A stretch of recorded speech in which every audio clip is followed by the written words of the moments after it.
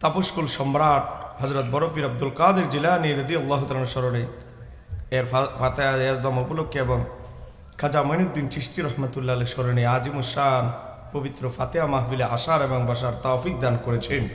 এজন্য আমরা সবাই বজ্রকণ্ঠে বলি আলহামদুলিল্লাহ। আজকের মাহফিলের সম্মানিত সভাপতি জনাব মোহাম্মদ আলী আকবর খন্দকার সাহেব, শম্ভুপুর খন্দকার বাড়ি। সহ সভাপতি অনেকে রয়েছেন, উদ্বোধক হিসাবে আছেন হাজি মোহাম্মদ রুবেল সাহেব, প্রধান অতিথি যিনি ইতিপূর্বে আলোচনা করেছেন বাংলাদেশ ইসলামী ফাউন্ডেশনের গভর্নর আলহাজ আল্লামা ডক্টর কাবিলউদ্দিন সরকার সালেহী সাহেব। আলোচনায় আছেন বিশেষ অতিথি হিসাবে আল্লামা মুফতি আব্দুল মজিদ পিরোজপুরি সাহেব হবিগঞ্জ, আল্লামা ডক্টর শায়েখ হাসান আল আজারি সাহেব। ইতিপূর্বে আলোচনা করেছেন আমার ভাই পীর মুফতি জসিমউদ্দিন মুজাহিদি সাহেব। আমার পরে আলোচনা করবেন মাওলানা মুফতি জহিরুল ইসলাম ফরিদি সাহেব। আলোচনায় আছেন শায়েখ মুফতি মহিউদ্দিন ফয়েজি সাহেব, মাওলানা মুফতি মাসুদ আলম সাহেব সহ অনেক ওলামায়ে কেরাম। সময়ের জন্য সবার নাম নিতে পারছি না। যিনি এই এত বড় সুন্দর বাগান সাজিয়েছেন, হাজার হাজার আশিক রাসূলদের অভিভাবক,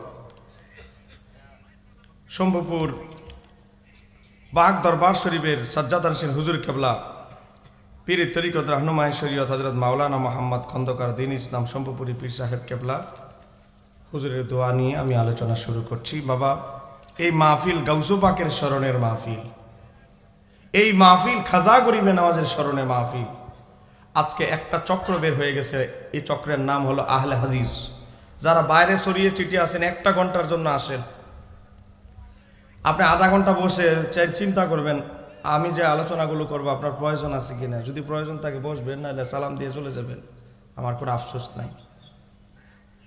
একটা প্রোগ্রাম করে আসছি, ওখানে এমন একটা গ্রামে প্রোগ্রাম, গ্রামের অধিকাংশ লোক আহলে হাদিস, ছেলে যুবক, একদম গ্রাহ করে ধরছে। আমি যখন একেবারে লবণ মরিচ লাগাই দিছে জায়গা মতো, সবগুলো ধরছে।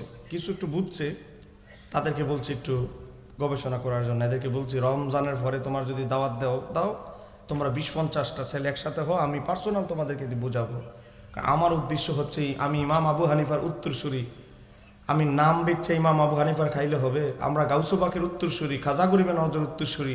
খাজা গরিবে নওয়াজ গোটা জীবনটা তামা করে ফেলেছে ইসলামের জন্য, সঠিক মতাদর্শ সুফিজম প্রচার করার জন্য। এই কথা বলেন ঠিক কিনা? মঈনুল আরোহা কিতাবে এসেছে খাজা গরিবে নওয়াজের বয়স যখন 89 বছর বয়স। কত বয়স? 89 বছর বয়স। ইন্তেকালের আগের বছর স্বপ্নে আল্লাহর হাবিবকে দেখলেন। দেখতেছে আল্লাহর হাবিব তার চেহারা আনোয়ারটা অন্যদিকে ফিরিয়ে নিয়েছেন। খাজা গরিবে নওয়াজ স্বপ্ন ভেঙে গেল, ঘুম থেকে উঠে কান্না করতে লাগলেন। বলে আল্লাহর হাবিব আমার চেহারা আনোয়ার আমার দিক থেকে ফিরিয়ে নিয়েছে, নিশ্চয় আমার দ্বারা হয়তো কোনো ভুল বেয়াদবি হয়ে গেছে। খাজা গরিবে নওয়াজ কানতে কানতে গোটা 6 দিন কানলেন। বৃহস্পতিবার দিবাগত রাতে অজস্রবার দুরূদ শরীফ পড়ে ঘুমায় গেলেন। অপেক্ষায় আছে কি ভুল করেছে, নবীর দরবার থেকে ক্ষমা চাইবে। আল্লাহর হাবিব খাজা গরিবে নওয়াজের কান্না বিজড়িত দুরূদ শরীফ শুনে আল্লাহর হাবিব আর ক্ষান্ত থাকতে পারলেন না। আল্লাহর হাবিব জিয়ারত দিলেন। মঈনুদ্দিন, তুমি তো ইসলাম প্রচার করতে করতে করতে গোটা জীবনটা বিলিয়ে দিয়েছো, বিবাহ যে করার দরকার এটাও তুমি ভুলে গেছো। আমি চাই তোমার বংশধর পৃথিবীতে থাকুক। একটু জোরে বলতে হবে। আমরা কয়জন মানুষ আছি খাজা গরিবে নওয়াজের অনুমতি নিয়ে বিয়ে করছি?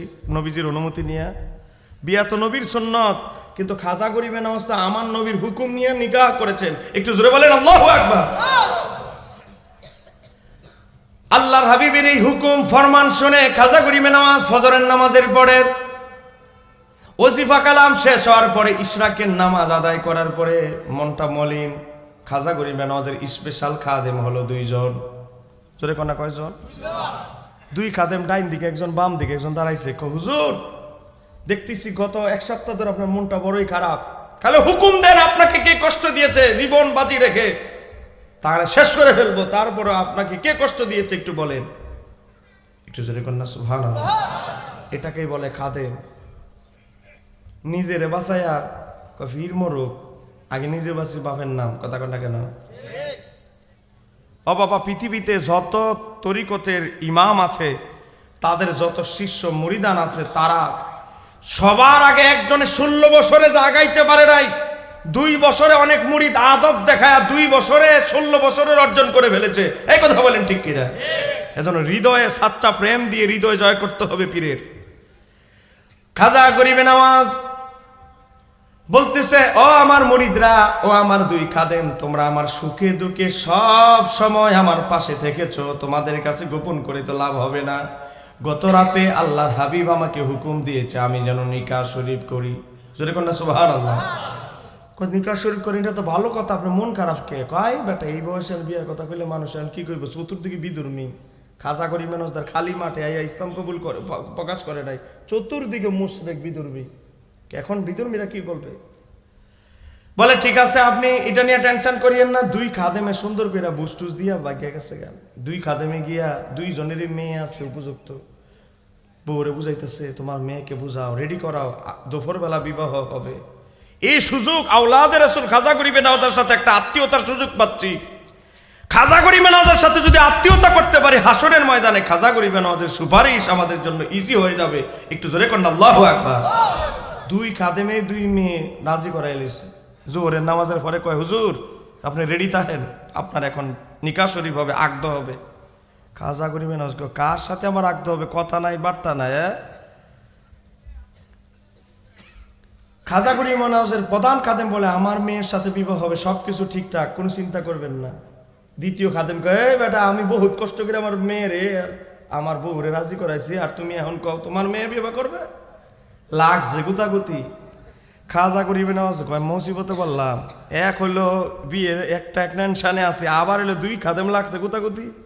খাজা গরিবে নওয়াজ বলে, যিনি আমাকে বিবাহের হুকুম দিছে, তোমাদের দুইজন থেকে কার মেয়েকে বিবাহ করা উচিত এটা আল্লাহর হাবিব আমাকে হুকুম না দেওয়ার আগ পর্যন্ত আমি সিদ্ধান্ত নিব না। একটু জোরে বলতে হবে সুবহানাল্লাহ।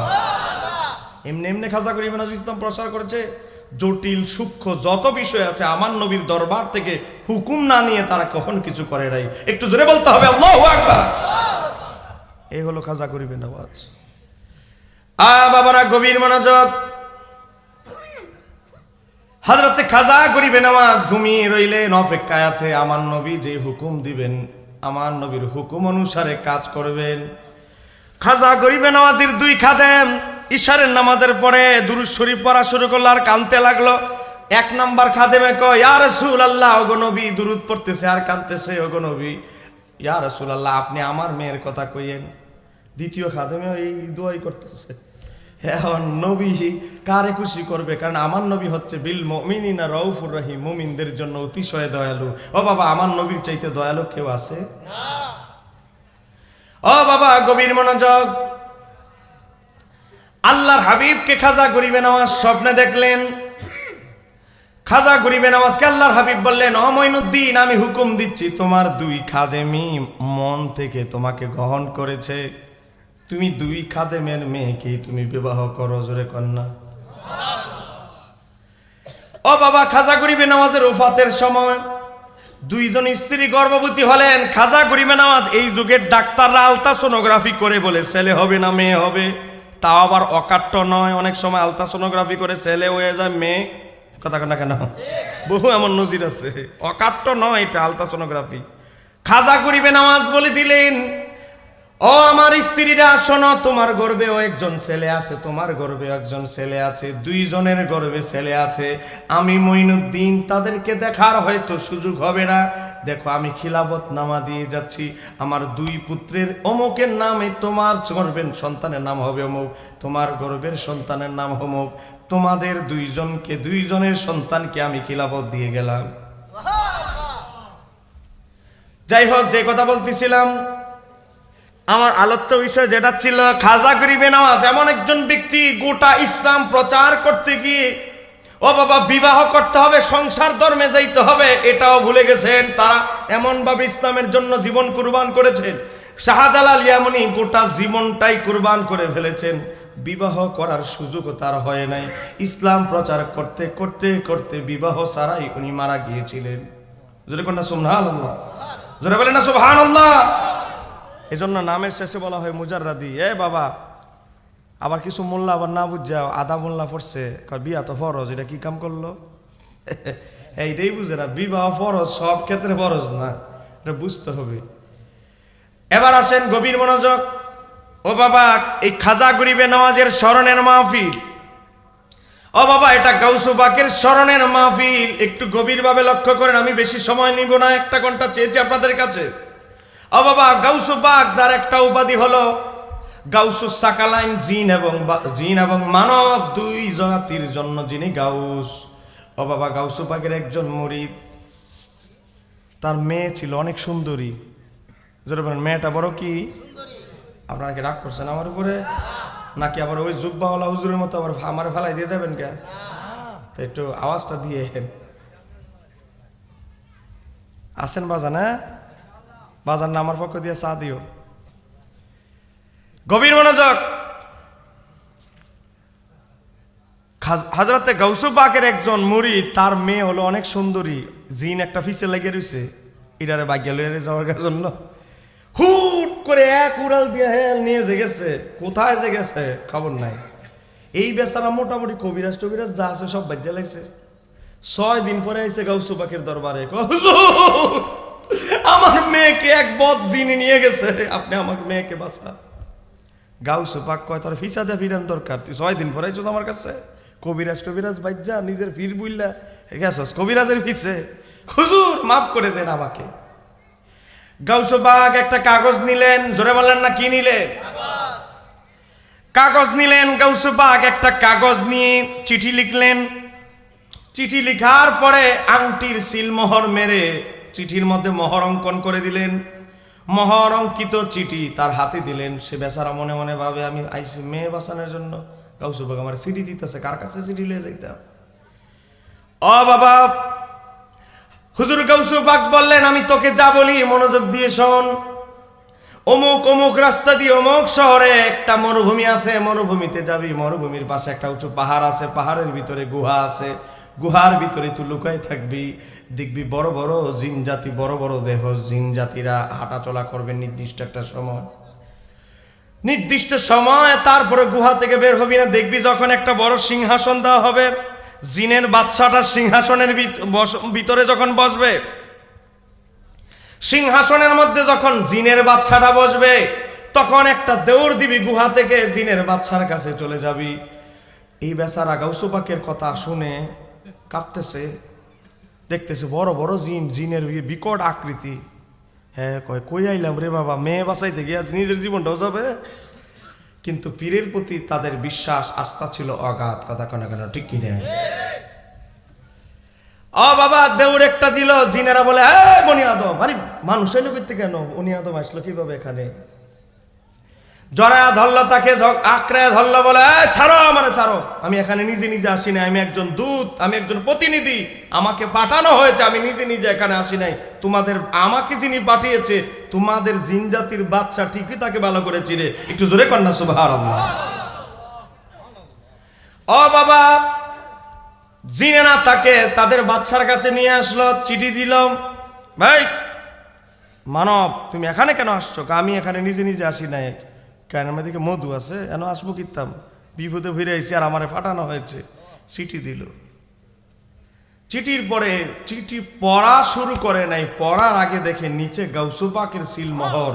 সিলমোহর দেখতে দেরি থর থর থর থর করে কাঁপতে কাঁপতে জিনের বাচ্চা কেঁপে উঠলো, সিংহাসন থেকে দাঁড়ায় গেল। চিৎকার দিয়ে বলতে হবে আল্লাহু আকবার। শুধু গাউসু পাকের মুরিদ আসছে, বসে থাকে নাই, শুধু গাউসু পাকের মুরিদকে তাজিম করার জন্য। একটু জোরে কন্যা সুবহানাল্লাহ। গাউসু পাকের দূত, গাউসু পাকের প্রতিনিধি আসছে। ও বাবা, গাউসু পাকের পক্ষ থেকে প্রতিনিধি আসছে। গাউসু পাকের মেহমানের দাম আছে না নাই? ও আমার শম্ভুপুরের আশিক রাসূল ভাইয়েরা, গভীরভাবে লক্ষ্য করেন। থরথর করে কাঁপতে লাগলো, বলতে লাগলো, গাউসু পাক তোমাকে কেন পাঠিয়েছে? তিনি যদি আমাকে একটু হুকুম দিত, তোমার কত কষ্ট করে আসা লাগতো না। কাঁদতে লাগলো।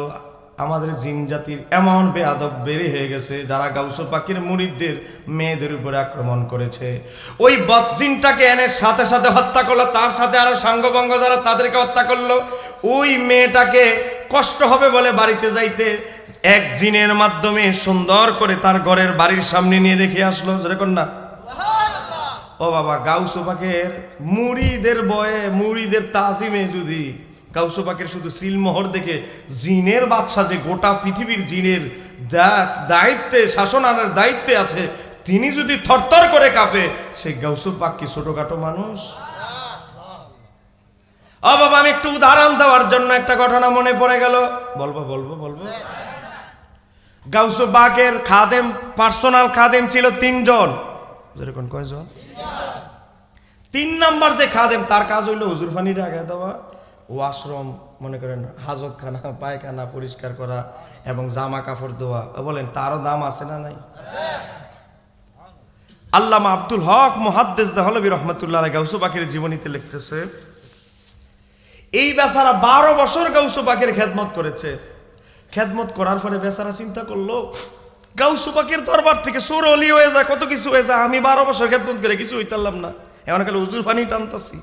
হ্যাঁ, রাগ করে অভিমান করে আর আমি থাকতাম না গাউসুল পাকের দরবারে, বাগদাদ ছাইরে আমি যাবো গা। সে খবর পাইলো যে এই মুহূর্তে গাউসুল পাকের দরবার থেকে 2 জন আবদাল যাচ্ছে। জোরে বলেন, 2 জন কি যাচ্ছে? আবদাল হচ্ছে ওলিদের একটা পদ। 2 জন আবদাল গাউসুল পাকের দরবার থেকে বের হচ্ছে। তো সে খবর পায়া গাট্টি কোসকা গুল করছে, টিয়া পয়সা যা আছে একসাথে করছে, কইরা কই এই 2 আবদালের পিছে পিছে ঘুরবো, হেরা কিভাবে অলি আবদাল হইছে তাদেরকে ফলো করে আমিও তো এই ছোটখাটো একটা অলি হইতে পারি কিনা। হ্যাঁ, গাউসুল পাকের দরবার বাদ দিয়া হ্যাঁ চলছে 2 আবদালের পিছে। এখন যদি প্রথমে পরিচয় দেয় তো যদি গ্রহণ না করে, এজন্য লুকায় লুকায় পিছন থেকে ফলো করে তাদের 2 জনকে যাচ্ছে। হঠাৎ করে 2 জন আবদালের একজন চিন্তা করলো, কি একটা লোক আমাদেরকে অনেকক্ষণ ধরে দীর্ঘ সময় ধরে ফলো করতেছে, লোকটার মতলবটা কি? একজনে কাপটি মেরে ধরলো, তুমি আমাদেরকে দীর্ঘ সময় ধরে দেখতেছি ফলো করতেছো পিছনে, তোমার মতলব কি? গাউসুল পাকের খাদেম বলে, আমার কোনো মতলব না, আমি একজন বাগদাদের সাধারণ মানুষ, আমি খবর পেয়েছি আপনারা এই যুগের 2 জন আবদাল, আমার মনটা বড় চায়, বয়স তো মোটামুটি আগায় গেছে, আমি যদি একটু সাধন ভোজন করে আল্লাহর কিছু একটা নৈকট্যবান বান্দা হতে পারি, তো এটার জন্য আমি আপনাদের পিছু নিয়েছি। আপনারা যেভাবে সাধন ভোজন করে আল্লাহর ওলি হয়েছেন, আবদাল হয়েছেন, আমারে যদি একটু শিখান, আমিও চেষ্টা করে দেখি কিছু নিয়ে একটা হতে পারি। একটু জোরে কন্যা সুবহানাল্লাহ। না, তোমার চিনি না জানি না, আর আমাদের সফর বহু কষ্টের, মাঝে মাঝে আমরা উপবাস থাকা লাগে, খাবার পাই না, পানিও পাই না, এমন জায়গা দিয়ে যায়, তুমি ধৈর্য কুলাবে না, তোমার ধৈর্য হবে না। আরে সমস্যা নাই, আপনারা যদি 3 দিন উপবাস থাকতে পারেন, আমি পারবো না কেন? আমিও পারবো। এমন ভাবে ফায়া ধরা শুরু করছে। 2 আল্লাহর ওলি কয়, আরে বেচারা দি কান্না শুরু করছে, ফায়া সারে না, হেরে দে ফালায় যাওয়া যাবে না, আচ্ছা আসো, ধৈর্য ধারণ করতে হবে কিন্তু আমাদের সাথে থাকতে বলে। গাউসুল পাকের 3 নাম্বার খাদেম রওনা দিল 2 আবদালের সাথে। হঠাৎ করে এক মনোভূমি দিয়ে রাস্তা দিয়ে যাচ্ছে, খাবার দাবার যা আছে সব শেষ, পানিও শেষ, এদিকেও খাবার নাই, গাছপালাও দেখা যায় না, এদিকেও কিছু দেখা যায় না, কোনো কিছু নাই। এখন 2 জন যে আবদাল, 2 জনে আল্লাহর ওলি, একজন আরেকজন রে কয়, আমরা তো মরে যাবো গা, যে এই জায়গার মধ্যে আছি, তুমি মোনাজাত করো আল্লাহর কাছে, আল্লাহ নি গাইবি সাহায্য দেয়। ওই আল্লাহর ওলি মোনাজাত দিল। 2 জন আবদালের একজন মোনাজাত দিতে দেরি, আসমান থেকে গাইবি খাবার আসতে দেরি নাই। একটু জোরে বলেন না সুবহানাল্লাহ। আসমান থেকে গাইবি খাবার আসলো, আসার পরে গেল কিছুদিন, আবার এমন এক জায়গায় গেছে, গিয়া দেখে পানি টানি খাবার রুটি খেজুর যা আছে সব শেষ। এবার ওই 2 জন ওলির একজন আরেকজনরে বলে, গতবার তো আমি দোয়া করছি, আবার তুমি করো, তোমার দোয়ার পাওয়ারটা একটু দেখি।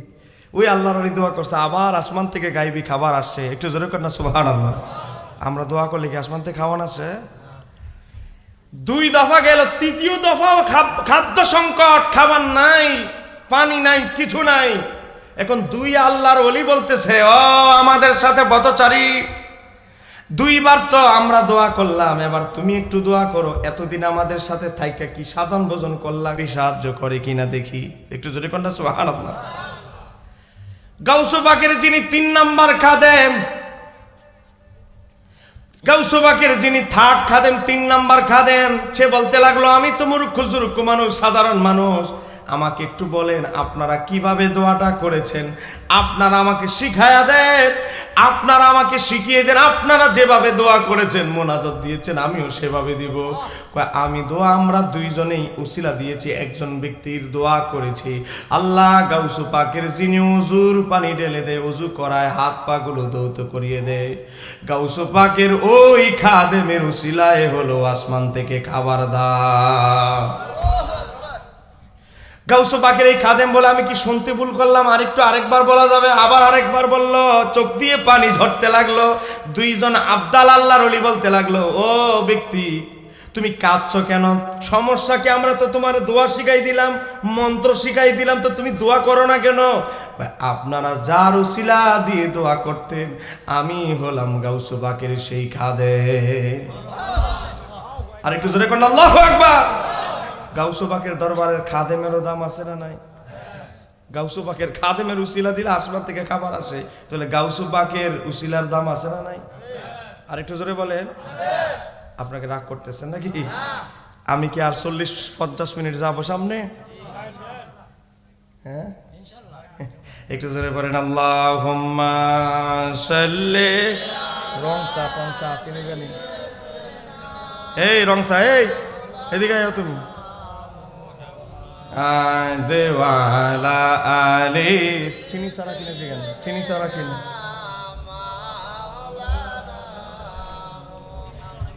কোথায় আবু বকর?